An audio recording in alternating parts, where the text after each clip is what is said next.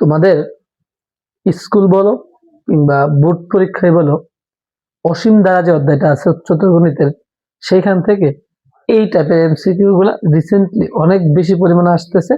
আমি চেষ্টা করবো যে জাস্ট 5 সেকেন্ডে কিভাবে এই এমসিকিউ গুলা সমাধান করা যায়। ঠিক আছে, দেখো সিলেট বোর্ড এটা হচ্ছে 23-এ আসছে এবং এটা হচ্ছে 16-তে আসছে বরিশাল বোর্ডে। এটা চট্টগ্রাম বোর্ড 25-এ আসছে, বা জাস্ট কত বছর এসে গেছে। ঠিক আছে, আসো আমরা দেখি এটাকে কিভাবে তোমরা জাস্ট শর্টকাটে করে ফেলতে পারবা। আচ্ছা, অসীম তো পদের সমষ্টি বলছে না, স্বাভাবিকভাবে সূত্র তোমার এইটাই মাথায় আসবে যে a/1 - r। এটাই করার চেষ্টা করবে তোমরা। এটা একটু মাঝে কাছে লেংথি প্রসেস হতে পারে। আসো আমরা শর্টকাটটা কি দেখবো।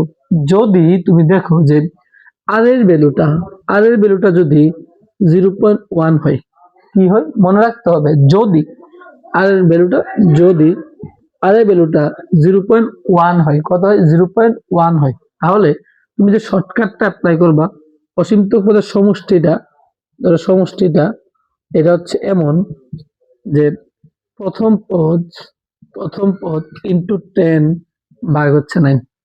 যদি আর এর ভ্যালুটা অনুপাতটা যদি 0.1 হয়, সমষ্টি হচ্ছে প্রথম পদ ইন্টু 10/9। ঠিক আছে, তাহলে প্রথম পদটা কত 1 বসাও, আর 10 তো আছে, আর 9 কখন ভাই, যখন 0.1 হয় আর এর ভ্যালুটা, আনসারটা হচ্ছে কত 10/9। দেখো তো 10/9 আছে কিনা, এই যে 10/9। আসলে সেম আরেকটা শর্টকাট আমরা বা একটা এমসিকিউ তোমাদের সামনে নিয়েছি, বলছে অসীম ত্বক সমষ্টি কত। একই কথা আমরা দেখি যে আর এর ভ্যালুটা 0.1 হয় কিনা, আর এর ভ্যালুটা 0.1 হয় কিনা। দ্বিতীয় পদ বা কি, প্রথম পদ 0.03 এবং 0.3।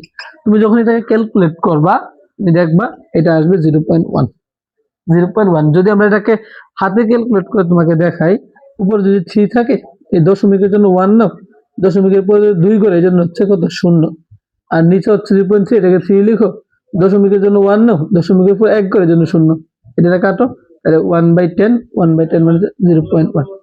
বুঝতে পারছো এটা? দেখলাম আর এর মান হচ্ছে কত আসতেছে, আমাদের 0.1 আসতেছে। তাহলে সেম শর্টকাটটা অ্যাপ্লাই করে ফেলো, প্রথম পদ ইন্টু 10 ভাগ হচ্ছে 9। তাহলে প্রথম পদটা কত 0.3 ইন্টু হচ্ছে 10 ভাগ হচ্ছে 9।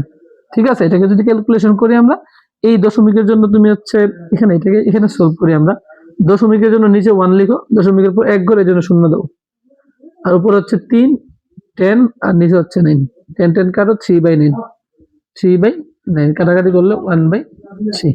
ঠিক আছে, বুঝতে পারছো? তোমাদের হাতে তো ক্যালকুলেটর থাকবে, আমি ক্যালকুলেটর ছাড়া করছি, যার জন্য একটু টাইম লাগছে, আর তুমি জাস্ট চাপ দিবা হয়ে যাবে।